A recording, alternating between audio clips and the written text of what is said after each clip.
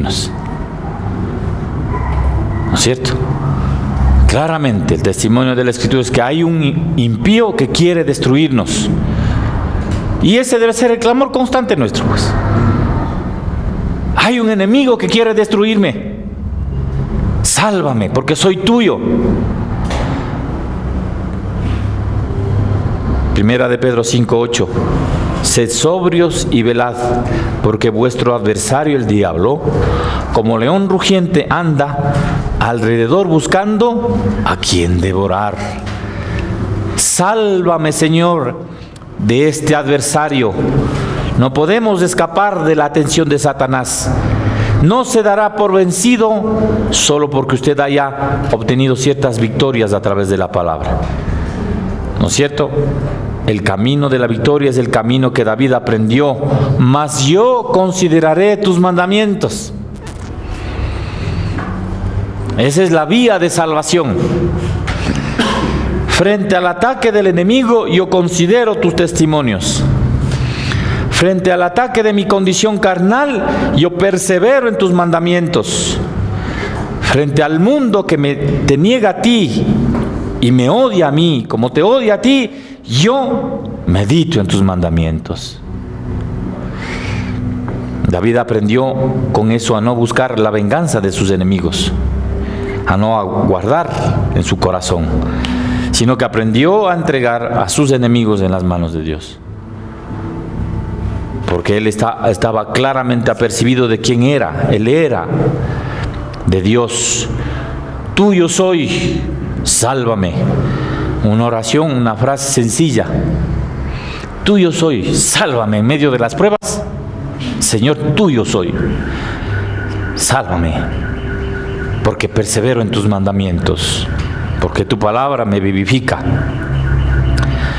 Ahora, en el 96, dice: a toda perfección he visto fin, amplio sobremanera es tu mandamiento. Entonces vamos a meternos más aquí. Dice, el salmista lo vio antes y ocurre también ahora. Él también lo estaba viviendo en el presente, antes y ahora. Por eso es que él podía tener la seguridad de que la palabra de Dios le libraría de cualquier situación, en cualquier lugar y al margen de las circunstancias. Porque noten cómo es interesante encontrar en el texto, hay un paralelismo ahí, en donde la primera frase del versículo contrasta con la segunda. Dice, a toda perfección he visto fin. Amplio sobremanera es tu mandamiento. Aquí está toda perfección que se acaba. Sin embargo, tu mandamiento es más amplio que toda perfección. Ahora, ¿qué perfecciones son esas que tienen un fin? La misma creación, las cosas. No, pero la creación no va a tener fin. O sea, tiene un inicio, pero no va a tener fin la creación. Pero la perfección de la creación. ¿De qué perfecciones está hablando? Noten, si es perfecto, no tendría por qué tener un fin. Dios hizo la creación perfecta. Cayó en pecado, a causa del hombre está en maldición, pero no va a desaparecer la creación. Claro, pero no va a desaparecer. Tal vez él se está refiriendo a su condición de que llegase el rey. Ajá. Y ve el fin de su Por ejemplo, de su reino. ¿No es cierto? Ahí, por ejemplo, ve su esfuerzo, la perfección del reino, la perfección de las luchas contra los enemigos. Sin embargo, él ve y todo está acabándose. Su reino. Su hijo, Absalón, etcétera, ¿no es cierto? Entonces, ha visto, ¿qué otras perfecciones? Claro, lo que puede verse también da momentos en el sentido de que dice, se está acabando también en un sentido histórico, porque es como que David también tenía la historia. Claro. ¿Cómo es que civilizaciones más grandes que él vinieron antes y se acabaron? Exactamente. Entonces, lo que David aquí en el texto está haciendo es contrastando la noción que los hombres tienen y que llaman perfección con lo que es el mandamiento de Dios. ¿Sí ve? Los hombres dicen que hay una perfección, sin embargo, estas perfecciones se acaban. Pero más amplio que esa perfección es el mandamiento. ¿Sí ve? Porque a toda perfección he visto fin simplemente quiere decir que ha llegado a comprender que toda perfección humana tiene límites. Veamos qué tipo de perfecciones nosotros. La tecnología, la educación, la ciencia, los desarrollos humanos, todas las logías, todos los ismos, todas las ideologías, todo. No pueden dar respuesta final a la vida. No pueden ofrecer un final, un puerto seguro en tiempos tempestuosos. Las esperanzas de los hombres, por ejemplo, se acabaron con la idea del progreso del hombre. Las capacidades de progreso y desarrollo del hombre se acabaron con la Primera Guerra Mundial. Cuando todas las esperanzas estaban depositadas en las capacidades de razón y orden del hombre.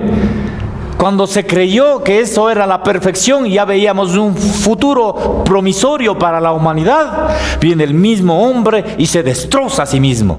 Y acabó toda esperanza, toda perfección se acabó.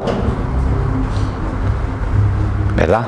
Entonces son las perfecciones. No pueden estas perfecciones salvar un alma perdida.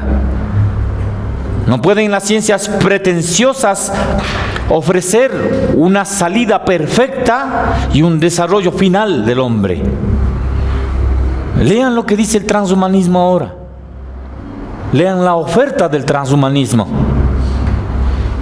Pongan atención a esas perfecciones del hombre. Finalmente, toda perfección tiene un fin. Toda perfección humana se acaba. Pero el contraste. Amplio sobremanera es tu mandamiento. La palabra de Dios es amplia. ¿Qué quiere decir con esto de amplitud? Abarca todo. ¿Hay algo que los mandamientos de Dios no cubran? ¿Y por qué a nosotros nos hacen creer que la Biblia no tiene respuestas para las cosas? Porque quiere todo fácil. Entonces espera encontrar las 7 formas de cómo tener tu matrimonio feliz. ¿No es cierto? Eso no está. O sea, sí, evidentemente Dios te da el cómo hacerlo, o sea, pero no es que Él lo pone así. O sea, Él te da su ejemplo del amor de Cristo hacia su esposa en la iglesia. Entonces es tratar de entender eso. Claro, pero es la palabra la que está cubriendo esa amplitud, ¿no es cierto? Entonces, tus mandamientos son amplios. Circunstancias, problemas, situaciones, dolores, emergencias, cambios civilizatorios, actitudes, amenazas, cambios culturales. No hay nada que no se contemple en la palabra de Dios. Porque amplio, las perfecciones del hombre se acaban, sin embargo, los mandamientos son más amplios. ¿No es cierto? Son más amplios, porque otra vez, ¿dónde ha sido establecida su palabra? En los cielos, donde el hombre no alcanza. ¿Dónde su palabra ha sido establecida? La fidelidad se muestra en la historia.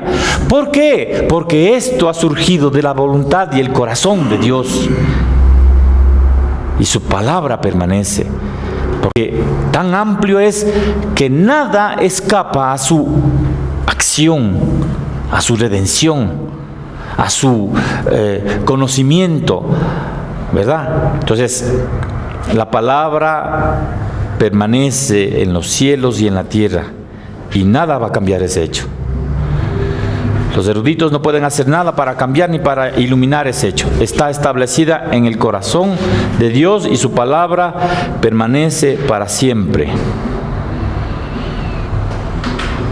Cuando usted establece esta palabra en su corazón, tendrá un ancla en las tormentas. No significa que no va a haber tormentas, sino que va a estar anclado. Experimentará lo que es llegar al borde, al límite del desaliento, al límite del desmayo, y de allí ser rescatado del peligro, porque ha hecho de su palabra una delicia. Corvina está bien. Gracias, Dani.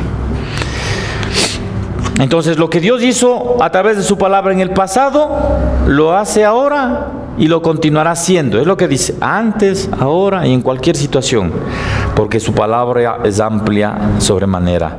Y nada hay en su vida que no se encuentre contemplado en la palabra de Dios. No hay nada. Es un engaño, ustedes saben, del humanismo secular, del mundo pagano, de los enemigos de Dios, a pretender señalarnos a nosotros de que la Biblia no tiene respuestas para las cosas. No tiene respuestas. Entonces viene la sociología y nos da unas respuestas.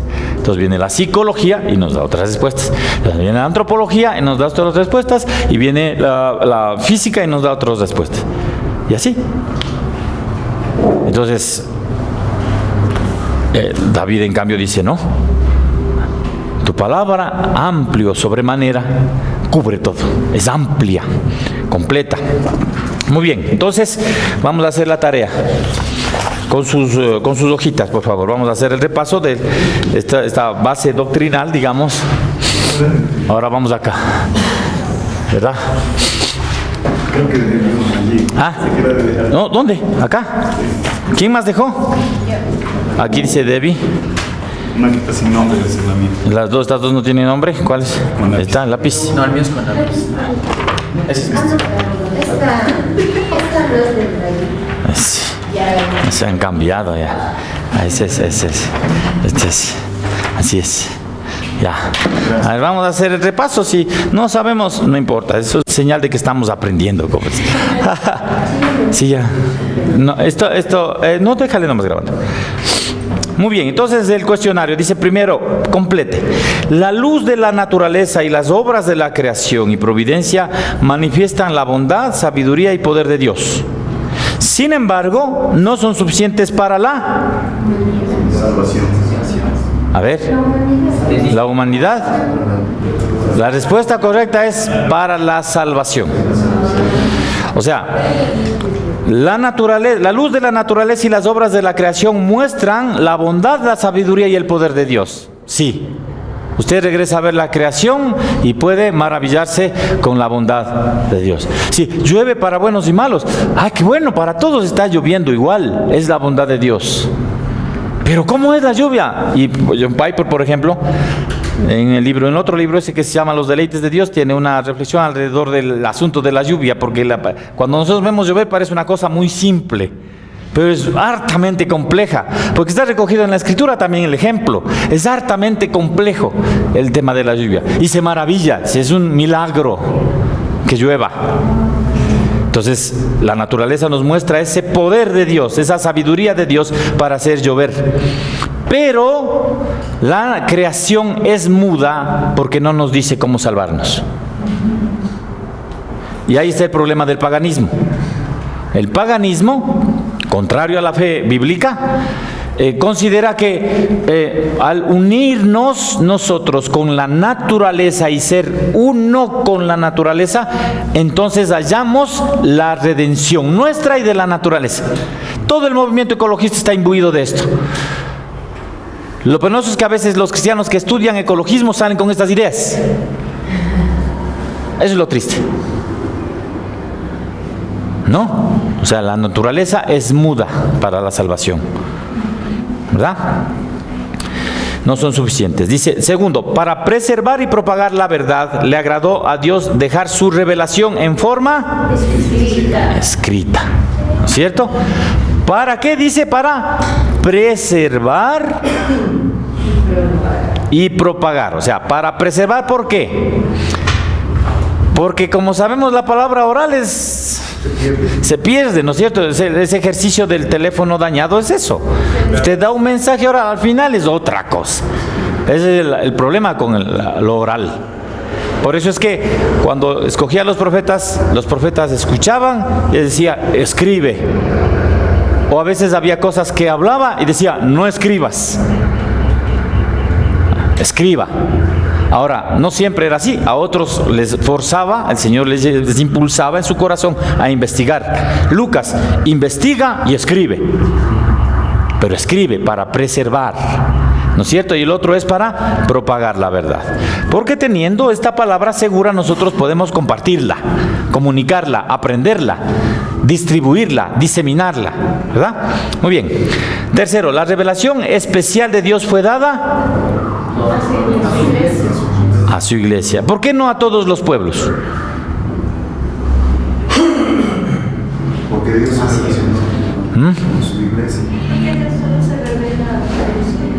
Claro, porque la revelación general es para todos. La iglesia. En cambio, la revelación especial es para su pueblo, con quienes, a su iglesia, con quienes previamente Él ha hecho algo de gracia para los que integran la iglesia. Muy bien. 4 dice, decir que Dios se reveló de manera especial a su iglesia significa ¿qué? ¿A, B o C? B. A ver, ¿quién dice A? Alce la mano. 1. ¿Quién dice B? 1, 2, 3, 4, 5, 6, 7, 8, 9. ¿Y quién dice C? No hay. Muy bien. Dice, entonces la A dice, Dios se reveló solamente en la Biblia. Por tanto, los que no la leen no tienen ningún conocimiento de Dios. B, Dios se revela por la Biblia y la creación. Por tanto, todos los hombres tienen algún conocimiento de Dios. C, puede conocerse a Dios solamente en la creación. La respuesta correcta es B, obviamente. 5. El resultado de la revelación de Dios en la creación y providencia es A, B o C. ¿Quién dice A? ¿Quién dice B? ¿Y quién dice C? C. Muy bien, dice A. El resultado de la revelación de Dios en la creación y providencia es A. La salvación de los hombres. B. La posibilidad de la salvación de los hombres. C. Que los hombres quedan sin excusa, es decir, condenados. Bien, el resultado de la revelación de Dios en la creación, es decir, la revelación general, y en la providencia, es decir, en la misericordia, es que los hombres quedan sin excusa, quedan condenados. No hay posibilidad de la salvación por medio de la revelación en la creación. Que el hombre sea beneficiario de la providencia de Dios no le hace acreditado a la salvación. No, simplemente lo único que el hombre tiene es condenación a causa de que conociendo a Dios no le reconocieron como a Dios ni le dieron gloria a Dios. ¿Verdad? 6. La diferencia entre el conocimiento de Dios revelado en la creación y en la Biblia se puede ver claramente. A, en su origen, o B, en sus resultados. En sus resultados. ¿Quién dice A? Alce la mano. ¿En su origen? ¿Quién dice B? En sus resultados.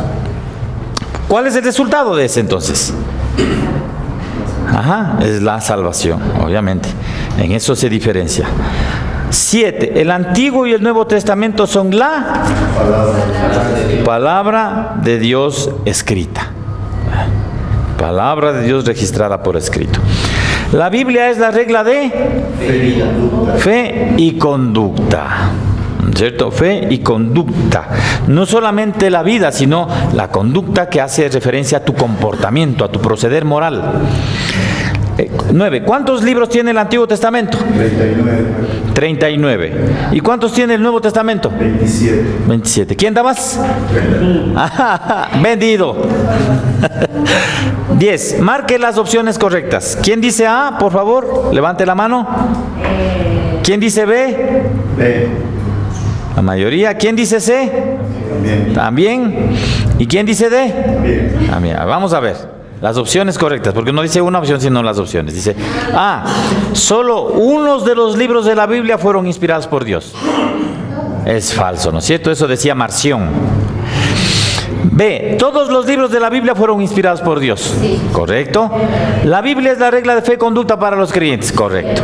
Y el conocimiento de Dios revelado en la Biblia es necesario para la salvación. Correcto. Así. Yo pienso que la D no. La D no, ¿por qué no? Porque nosotros no sabemos. Solo Dios salva al que quiere. Sea que Él haya estudiado su palabra o no. Ajá. Esa es decisión de Él. Claro. Claro. Entonces, no puede ser que el conocimiento de Dios revelado en la Biblia es necesario para la salvación. Puede ser que un pecador, pecadorcísimo, se arrepiente el último minuto. Pero ¿cómo va a llegar al arrepentimiento él? Conocimiento de la palabra. ¿Cómo llega? Sí, pero ¿cómo Dios expresa ese querer salvarle al pecador? Por la No predicación del necesariamente Evangelio. porque conozca la palabra. Entonces, ¿cómo entenderíamos nosotros este señalamiento del apóstol Pablo cuando dice, ¿cómo se salvarán si no se les predicara? Y a Dios le agradó. Porque es una pregunta retórica. Él no está haciendo una pregunta porque no sabe. Él sabe la respuesta, sino que está planteando la pregunta. A los romanos les dice, ¿cómo se salvarán si no hubiese quien les predicare? Ya, pero yo ahí pregunto, Ajá. respondo con otra afirmación. Por ejemplo, el soldado romano que estuvo frente a Dios y que le dijo, no soy digno de que entres en mi casa porque una palabra tuya bastará para sanarme. Ajá. ¿Quién le predicó a él? Nadie. Pero no le rezaron por su respuesta. Pero conocía al Señor Jesús, pues. No, porque él hizo Él conocía, porque él sabía quién era, a quién le pedía. Él hizo alusión a su forma militar de vida, en donde dijo, Claro, si mi- Pero ese es ya el comportamiento ya. O sea, previo a eso, él tenía una noción. ¿Por qué le voy a pedir a este hombre que sane? Amén. Claro, ¿por qué? Pero, ¿Por qué le va a buscar a ese porque yo, cualquiera? Esperemos, porque escuchemos. argumento esto, porque la salvación es dada por gracia. Ah, sí, claro. Pero ¿por qué medio? ¿Qué medios utiliza Dios para acercarnos la gracia? Pero eso les digo, a ver, ¿cómo sabemos si efectivamente Dios requiere de que conozcan su palabra o si simplemente a Él desea salvar a alguien? Pongámoslo de esta manera. Si nosotros hacemos a un lado la Biblia, ¿habrá salvación? No. Porque es la revelación especial de Dios para la salvación. Eso es lo que es la Biblia. Es la revelación especial para su pueblo, para salvarle. Por eso es que si no hay exposición a la palabra, no hay salvación. Si no hay predicación, no hay salvación. Por eso, vayan a todo el mundo y prediquen el Evangelio. Porque la gracia de Dios va a salvar a los que son suyos cuando son expuestos a la palabra de Dios. Cuando ellos, escuchando la voz de Dios, van a reconocer a su pastor y le van a seguir. No, es la palabra, el medio que Dios, como decían los antiguos, le plugo a Dios usar para nuestra redención. Es su deseo, su voluntad, su disposición de que por medio de la escritura y el conocimiento de la palabra nosotros lleguemos a la salvación. Ahora, ahí hay un problema. ¿Sí? O sea, ¿Qué pasa con los niños? mueren niños, ¿Qué pasa con los niños? las personas que viven a esto. Muy bien, ese es un buen punto, ¿no es cierto? El Fred, si ustedes siguieron el curso de Fred, el taller de la Escuela Bíblica Dominical, tienen la respuesta. O sea, ¿cómo se salvan los niños? Por el pacto. Todos los hijos del pacto son salvos. Yo puedo mostrar claramente que no todos los hijos del pacto han sido salvos. Porque Dios, Esaú, por ejemplo, hijo del pacto, no fue salvo. ¿Cómo se salvan los niños? Por la gracia de Dios. ¿Cómo opera la gracia de Dios? ¿Qué es lo que nos dice la Escritura? ¿Cómo funciona la gracia de Dios? Por el don inmerecido otorgado para la salvación a quien Él quiere. Entonces, ¿qué pasa con los hijos que no han oído la palabra? Va a salvar a los que Él quiere, porque todavía, como no han tenido esa noción, se aplica la gracia plenamente, igual que con los adultos. Pero el medio para los adultos, porque no somos niños, el medio para los adultos que sabemos y leemos y escuchamos es el instrumento de Dios, el instrumento del Espíritu Santo para la salvación. Quizá como un ejercicio para todos los Ajá. por tratar de entender la Biblia. Se supone que hay, digo yo, nacionalidades no contactadas en nuestro país. Ajá. Cofanes.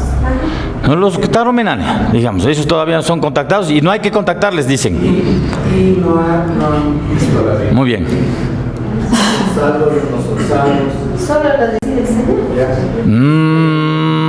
Y voy a poner el otro cuadro.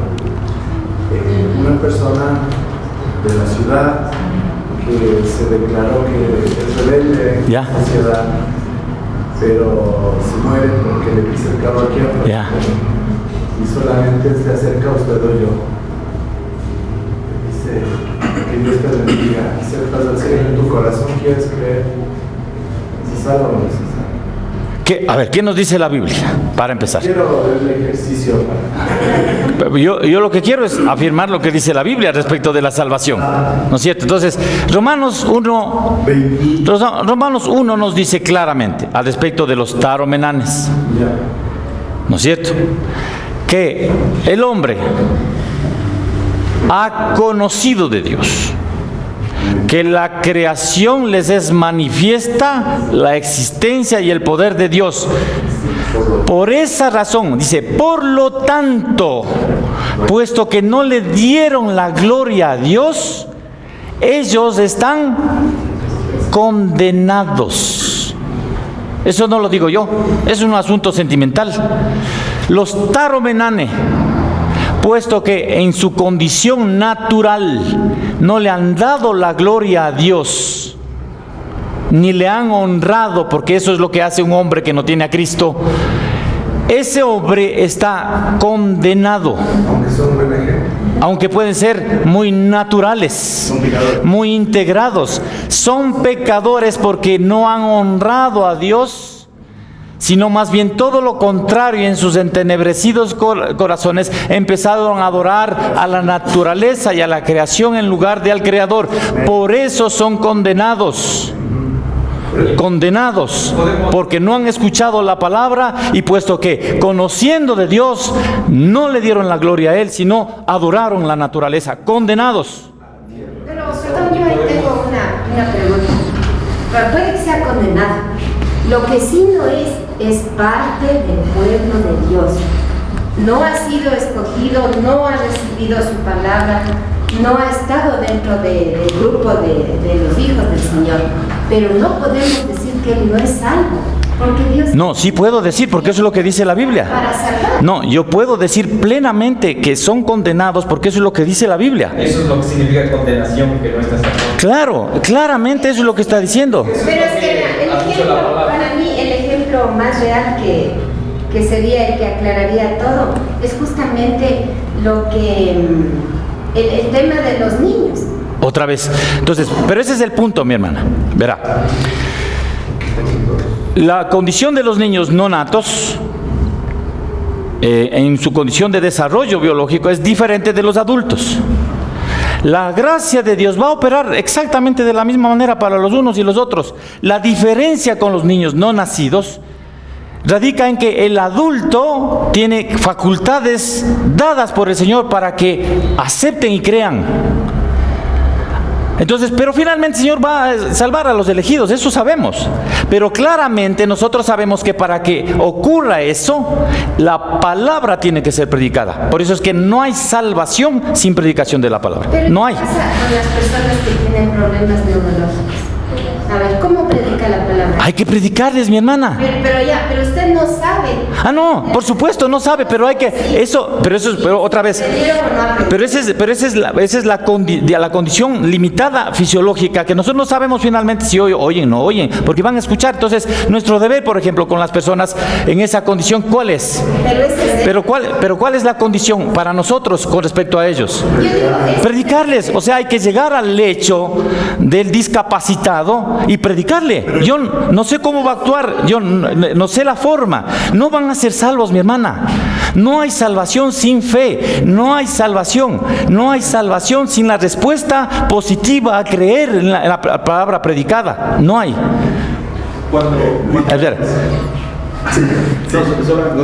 Cuando Pablo dice que agradó a Dios salvar a los creyentes por la locura de la predicación, y hace una distinción, ¿no? O sea, en este caso dice, los unos, o sea, los judíos piden señales. Exacto. Los otros piden sabiduría.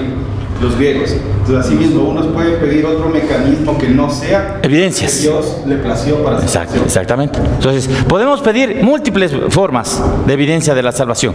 Pero lo que la Escritura dice es que no, le plació a Dios dar la predicación de la palabra para salvación.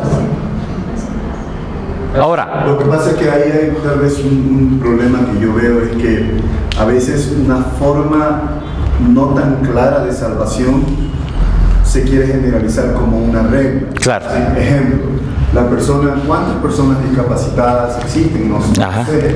¿Cuál es su condición de discapacidad? Tampoco. No sabemos cuánto mismo pueden ellos conocer de lo que se les predique. Y tal vez esos casos que yo creo no son la mayoría de la humanidad. Claro.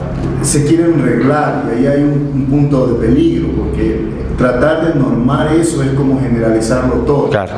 Dios tiene su forma de obrar, es evidente, y Él ha dejado claramente que es a través de la locura de la predicación, como bien lo ha mencionado, que las personas serán salvas. Entonces no puede haber otro medio por el cual alguien se salve, ya sea que incluso cuando uno vino al cristianismo, tal vez no fue tan clara la noción del evangelio en ese momento, pero al menos hubieron cosas que se entendieron claramente. Uno es un pecador necesitado de Dios, y aun cuando no conocía a profundidad esas doctrinas, claro, no.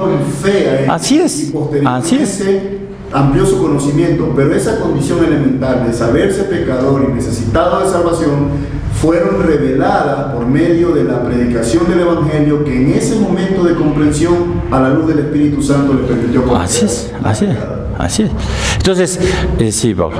Un poco coincidencia lo que dice Luis. Y lo que tú dices es el ejemplo de que están las escrituras de la soberanía de Dios para salvar, es el crucificado junto a Jesús. Él no sabía nada. Claro, es el Señor en su soberanía, y al lado él mismo es la palabra. Al ladrón. Al ladrón. Pero ponga atención en la confesión que él hace. Ellos habían escuchado. Escucha, ponga atención a las palabras que el ladrón dice.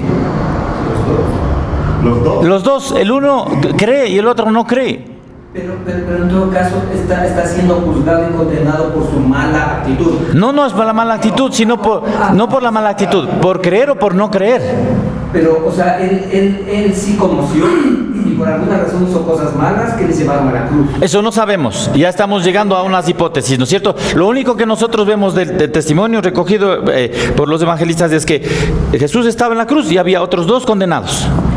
Y el uno dice, sálvame. El otro dice, ay, no le molestes, baja tú mismo de la cruz y sácanos. Y el otro le dice, hoy estarás conmigo en el paraíso. Lo que él dice es una confesión de fe. Que viéndole a Cristo, viendo a Cristo, porque él está expectando todo, pues lo que está ocurriendo alrededor de él. ¿Sí ves? Está oyendo todo lo que... Su fe en Cristo no le nació por el hecho del miedo del temor a la muerte. Así es. Su fe en Cristo nace del hecho de que precisamente él vio quién era Cristo y que lo que se estaba haciendo contra Cristo era injusto. Efectivamente mostraba que él era. Y no solamente era injusto, sino que él era el Mesías. ¿A quién se refiere? O sea, ¿a quién él está diciendo eso? Claro. ¿Por qué no lo dice a otro crucificado? Además, hay que siempre tener en mente que las personas existen como este ladrón, existen en la historia y en el contexto, no existen como una cosa aislada que no sabe nada. Así es. Entonces ese ladrón vivía en ese lugar antes de que le cojan. Entonces él debe haber... Posiblemente, no sabemos, posiblemente, claro, es posible, ¿no es cierto? Pero lo que sabemos, lo que tenemos en el registro es lo que está ahí, y sobre eso nosotros nos basamos. Él hace una confesión de fe, ¿no es cierto? Ahora, ¿por qué la palabra? O sea, ¿por qué la necesidad de la palabra para la salvación? Dos cosas allí. La primera es que la palabra muestra la condición humana de perdición. Muy bien, ya. La necesidad de salvación. Ya. No hay otra palabra, refiriéndome a Hebreos 4:12, que pueda tener la eficacia para penetrar el corazón humano. Es lo que dice, ¿no? Y escribirle su condición delante de Dios de pecador y su necesidad de un Muy bien. ¿Y el otro punto? Ahí tenemos. Porque lo que dice Adrián, ¿no? O sea, lo de esa es la manera en la que a Dios le pareció dar la salvación. Y yo creo que también, sí es verdad lo de los niños, pero si normamos eso de que a la final vamos a terminar como los incrédulos que dicen, bueno, y al final... Todos son salvos. O al final del día Dios nos juzgará. No, Él va a actuar en su soberanía, va a actuar para la salvación, evidentemente en el caso de los no nacidos. Pero yo no puedo derivar a la conclusión de que todos los no nacidos son salvos. Porque claramente hay el testimonio bíblico. O que nadie necesita escucharla. Ahora, esto ocurre por una situación que es bien importante, es parte de las doctrinas de la bibliología. La palabra, o sea, la escritura es la palabra recogida en términos gramaticales, es la palabra escrita, pero sigue siendo la palabra de Dios. Pero cuando tú divides y haces como que fueran dos esferas distintas, la palabra de Dios escrita de la palabra de Dios encarnada, en ese momento tienes tropiezos. Porque no son distintos la palabra encarnada de la palabra escrita. Sigue siendo la misma palabra de Dios, el logos de Dios. Si ves, la palabra escrita está tan íntimamente ligada a Cristo, tan cercana a Cristo, que el Cristo es la palabra de Dios encarnada y la Biblia es la palabra de Dios escrita. Entonces, cuando haces esa separación, entras en un conflicto de decir, ¿para qué la Biblia? No. ¿Para qué la predicación? Porque es la mismísima palabra de Dios operada por el Espíritu Santo para la redención. Claro, o sea, el momento en que tú haces esa separación, lo que haces es, digamos, pues empiezas a escoger. Entonces, o lo uno o lo otro. Entonces, haces la separación y empiezas a escoger. No, es Jesús sí, pero esto que dice la Biblia. Entonces, el momento que tú dices de esto es porque no son separados, entonces está diciendo Jesús, ¿no? Claro, porque noten como, por ejemplo, hay algunos incrédulos que conocen de la Biblia, pero les gusta Jesús, pero no les gusta la Biblia. Entonces no les gusta Jesús. Entonces realmente no les gusta Jesús. Una gran deconstrucción de ese contenido es el hecho de que las Biblias traigan marcadas las que se consideran palabras de Dios. Exactamente. Consideran palabras correctamente. Entonces, evidentemente, ahí ya el creyente tiene una confrontación, porque él asume, en la introducción de la Biblia puede decirle en rojo las palabras de Jesús, exactamente. Las palabras de Cristo, y todo lo demás entonces ¿qué es? Contenido agregado. Exactamente, si ves, es un problema. Por eso es que es importante no hacer esa separación, y por eso es que por medio de la predicación de la palabra, y cuando decimos que nosotros predicamos la palabra, ¿qué es lo que estamos predicando? A Cristo y a este crucificado. A Cristo es lo que estamos predicando. No estamos predicando palabras de un libro cualquiera. Es la palabra de Dios que predicamos a Cristo. No predicamos argumentos, estamos predicando a la persona de Cristo. Que lo que las Escrituras hacen es mostrarnos a Cristo plenamente.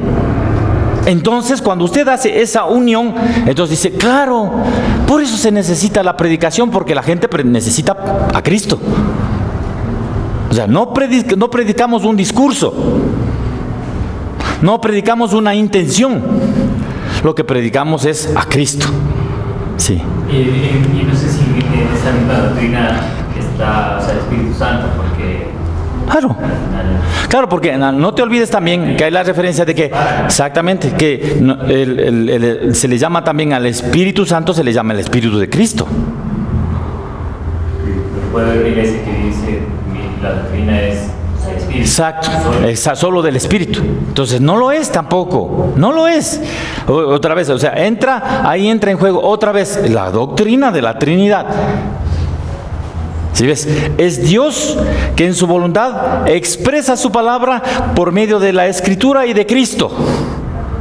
¿No es cierto? Por medio de la palabra escrita y encarnada, por medio de la obra del Espíritu Santo, porque es la obra del Espíritu Santo la Escritura. Aplicada al corazón humano. Exactamente. Sí. Entonces, otra vez, no podemos hacer esa distinción. Ahora, nosotros podemos tener conflicto con las traducciones, a veces con las palabras que tocan entender los significados, pero bueno, eso es parte de la realidad de un texto escrito. Pero por el hecho de que nosotros estudiamos la gramática para entender mejor el texto, no significa que deja de ser la palabra de Dios escrita, que es la palabra de Dios encarnada, que es Cristo Jesús. Pero, claro, por ejemplo, por eso es que viene el debate en el tema de la predicación. Cuando tú predicas, tienes una responsabilidad de ser consistente con el testimonio de la Escritura. Es decir, cuando predicas, tú tienes que predicar a Cristo y el Evangelio. Pero si tú predicas sin presentar a la persona de Cristo, lo que tú vas a predicar es ¿qué? Moralismos, psicología, filosofías, ideologías, porque no está Cristo, aun cuando estás utilizando la palabra. Pero evidentemente tienes que predicar a Cristo, porque de otra manera no estás en consonancia ni en consistencia con el propósito para el cual fue escrita la Biblia, que es mostrar a Cristo.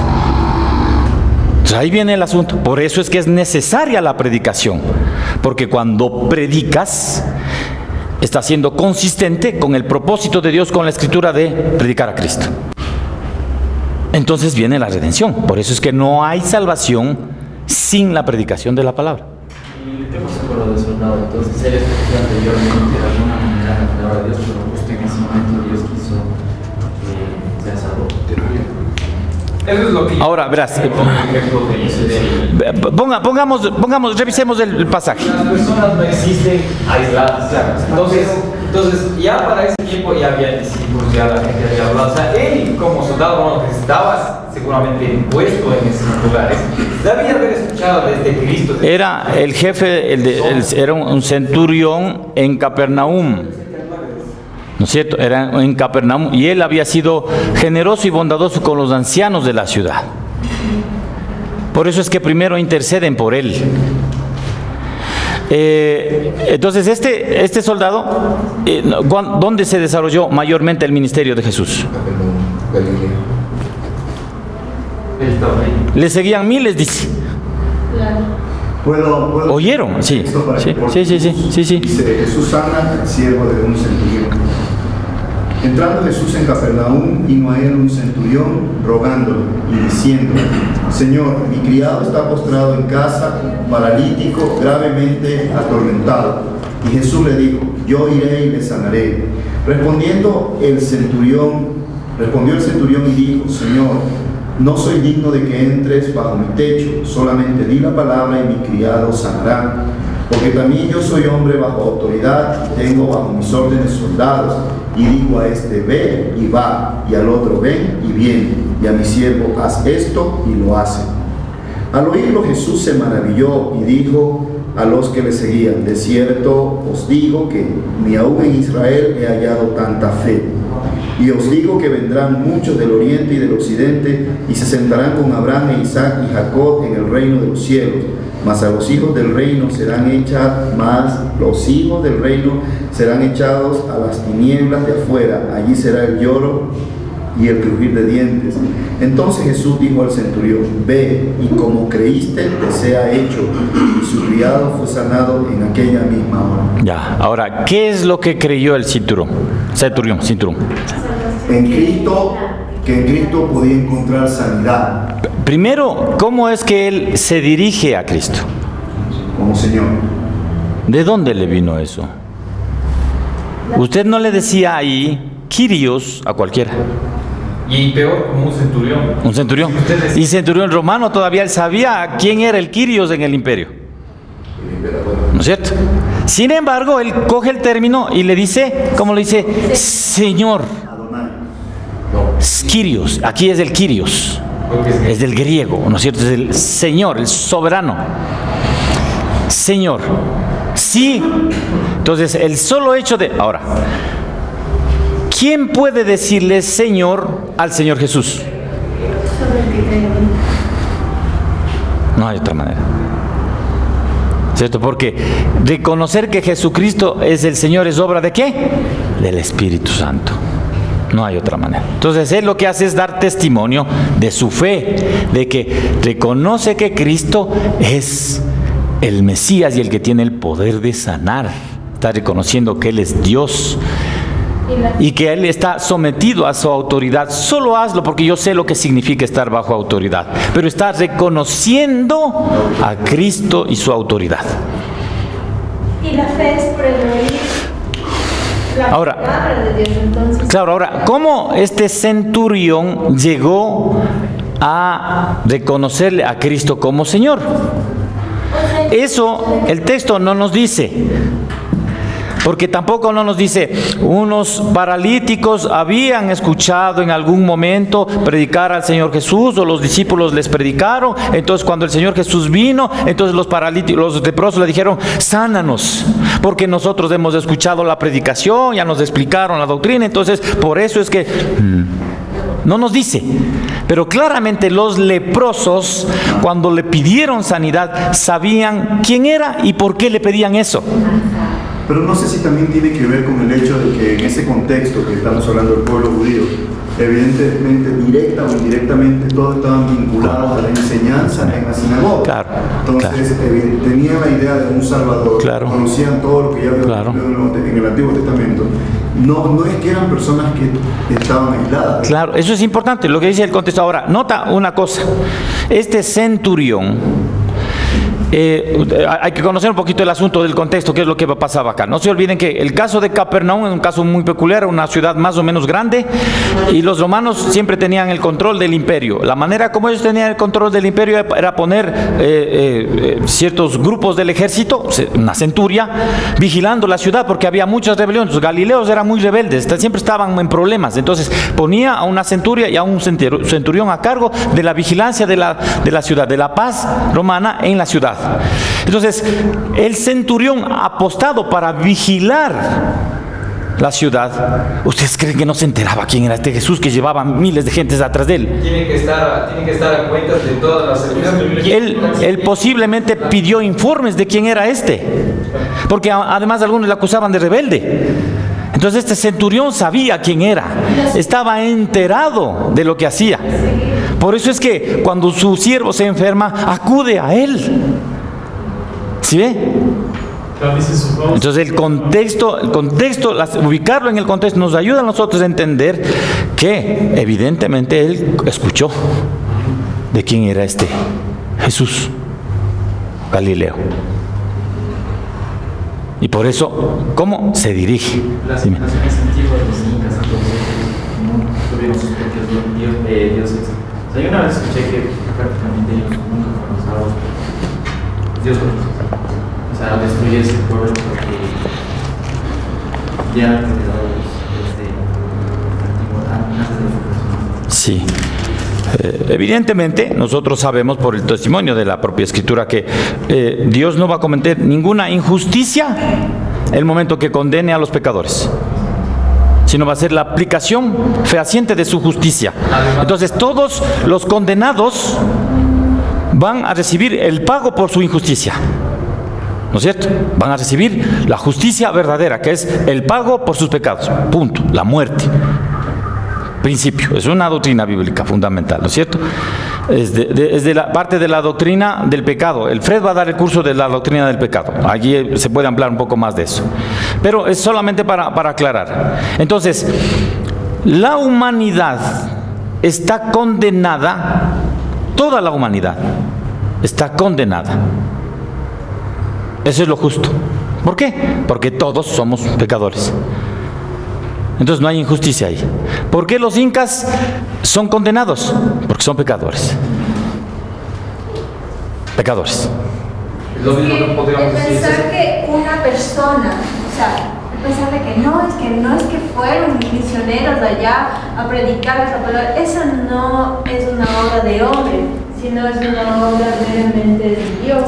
Claro. Entonces atribuiríamos a que vaya una persona a predicarle es un acto del hombre, más es la misericordia de Dios y a las personas que escuchen el Evangelio. Claro. Por eso es que el milagro, como dice C.S. Lewis, es que Cristo haya venido a redimir a los pecadores.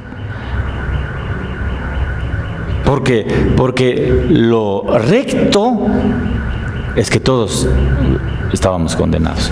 Por eso es que Romanos 1 dice, 1:18, porque la ira de Dios se revela desde el cielo contra toda impiedad e injusticia de los hombres que detienen con injusticia la verdad. Porque lo que de Dios se conoce les es manifiesto, pues Dios se lo manifestó.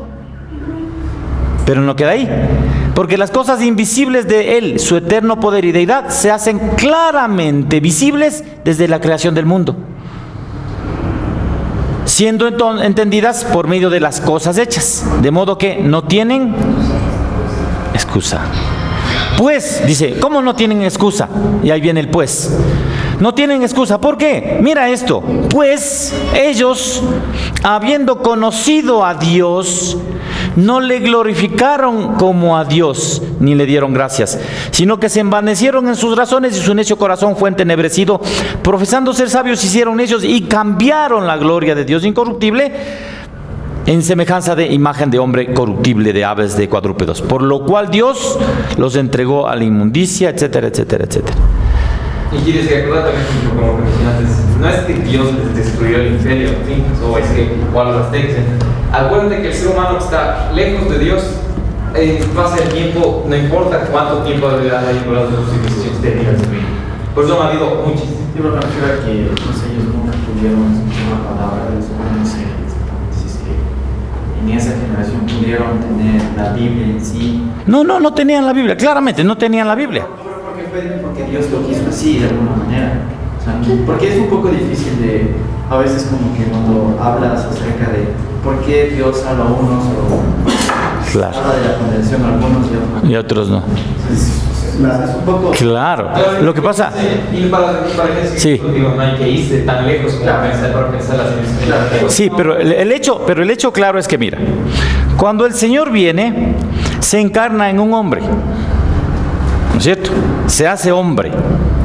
Este hombre, a pesar de que era Dios mismo, hecho carne, no podía estar en Galilea y estar en el Cusco. ¿Cierto? Entonces el Señor instaura su reino, forma discípulos y dice, empiecen a predicar. Por eso llegaron a todo el imperio. El problema está en no avanzaron hacia más. Se quedaron ahí y empezaron a construir su propio castillo, su propia casa. Pero el Señor, en su providencia, utiliza el imperio español.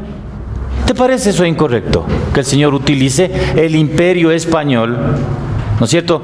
Que eran más magnánimos que los babilonios. Les utiliza para que vengan acá a civilizar y a cristianizar. Mal, lo hicieron mal. Pero nosotros no podemos negar que era la acción de Dios, porque Él tiene el control de la historia, para que se difunda el Evangelio. Eso es la forma en que Dios usa, como te digo, las civilizaciones que existen en la historia o las personas que existen en la historia. Entonces, como el mismo ejemplo, los romanos. O sea, los romanos se les conoció por hacer caminos. Y como dice el dicho, todos los caminos van a Roma. Entonces, Dios utilizó eso para que gente como Pablo dice los caminos que los romanos construyeron para hacer todo. Exactamente. Entonces es la providencia, ¿no? Entonces, otra vez, ¿cómo opera la salvación? De la manera como la Escritura dice que funciona la salvación. Es por medio de la fe. Pero ¿cómo llegamos a la fe? Por medio de la predicación. Tenemos que deberes familiares. El examen. Está bien. Quedamos hasta la pregunta 10. Ya, muy bien. Vamos entonces con la 11. La Biblia tiene autoridad porque Dios es su autor, ¿no es cierto?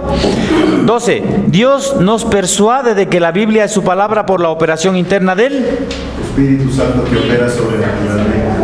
Ahí viene, eso es importante, ¿no es cierto? Estábamos refiriéndonos a eso. Dice, Dios nos persuade, Dios nos persuade de que la Biblia, dice, noten, Dios nos persuade de que la Biblia es su palabra para la operación interna por medio de el entendimiento de la Biblia, no, sino por el Espíritu Santo que opera soberanamente. Porque el Espíritu no confirma lo que yo siento que es verdad, no, sino él soberanamente actúa. Ahora, 13 dice, ¿es completo el consejo de Dios que se encuentra en las Escrituras? ¿Sí o no? Es lo que veíamos de Salmo, no es completo. 14, ¿la iluminación interna del Espíritu de Dios es necesaria para que se entiendan de una manera exacta y perfecta las Escrituras? Pregunto, ¿tú vas a poder entender exacta y perfectamente las Escrituras? ¿Por qué razón?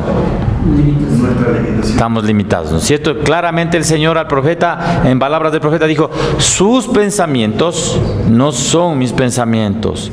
Ustedes no pueden alcanzar mis pensamientos, ¿verdad? Entonces, no. La iluminación interna es necesaria para que entendamos de una manera salvadora la Escritura. ¿Ah?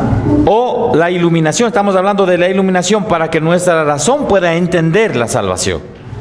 Es del C, es inteligible para nuestra razón porque son palabras. El Señor está utilizando palabras humanas. Lo que Calvino decía es la condescendencia de Dios con los pecadores. O sea, Dios es tan condescendiente que se humilla para poner sus pensamientos, que son eternos, en palabras que podamos entenderlas. Porque de otro modo no podríamos entender.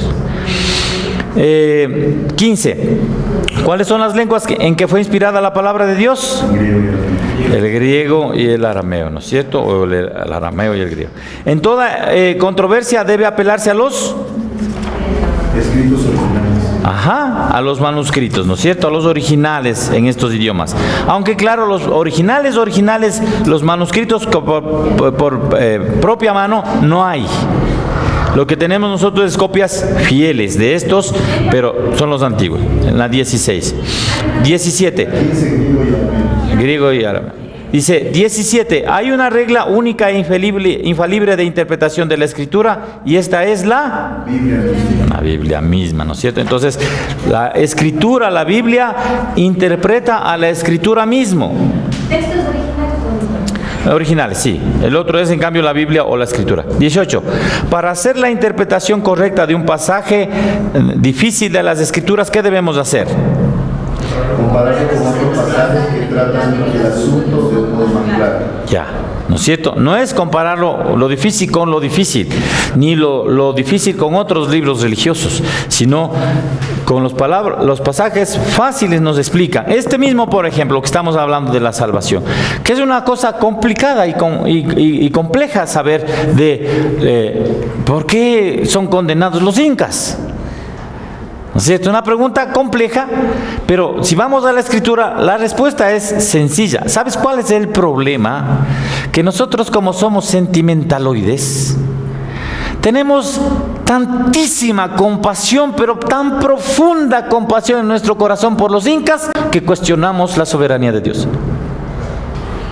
La influencia del humanismo. Claro, pues es el humanismo. O sea, resulta ser que vos eres más justo y misericordioso que Dios, porque dices: ay, pero Señor, ¿cómo vas a condenar a estos taromenanes? ¿Sí ves? Pero es parte del discurso de la sociología. Exactamente. O sea, la sociología y la filosofía viene del ser humano al principio. Es del corazón. El corazón. Somos más compasivos, más entendidos de lo que significa la misericordia. O sea, pero cuando hubo la Torre de Babel, ¿cierto? Ajá. Ahí se dispersaron por las lenguas y siempre, como vimos, eran nómadas. Ajá. Al inicio. Entonces, ¿no crees que en ese ser nómadas tal vez pudo haber llegado el evangelio a alguna parte de aquí? No, lo que pasa es que, verás, o sea, no perdamos jamás de vista, verás. El problema está en que, digamos que aquí está la América, ¿cierto?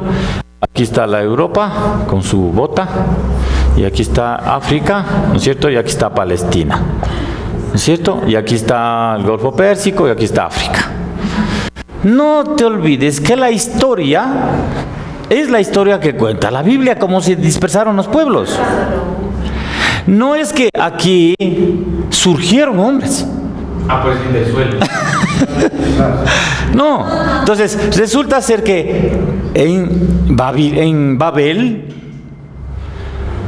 antes de la dispersión, parece que ellos conocían de Dios, sino que le rechazaron a Dios. Eso es lo que estamos viendo por la manera como ellos se manifiestan ahí. Porque tienes que acordar, ¿no es cierto? Que todas las personas que existen después del diluvio fueron de la familia de Noé. Exactamente, entonces vamos otra vez, o sea, tenemos que ir entendiendo. Entonces, desde Babel se difunden para todos los lados. O sea, el cómo ya es asunto de investigar y especular. Pero claramente se difundieron. Pero estos de Babel tenían un ancestro común. que era Noé, y resulta ser que Noé conocía de Dios. Y explicó a sus hijos de Dios, y sus hijos a sus hijos, y los hijos de sus hijos a sus hijos. Pero como ocurrió asimismo con los hijos de la generación de Josué, se olvidaron de Dios. Y ese olvido es el que llevaron. Y cuando nosotros vemos acá incrédulos, esa consecuencia que abandonaron a Dios. Pero ahí yo quisiera que sumen un componente de eso, que creo que en la discusión siempre aparece. Y es la idea de que este hombre no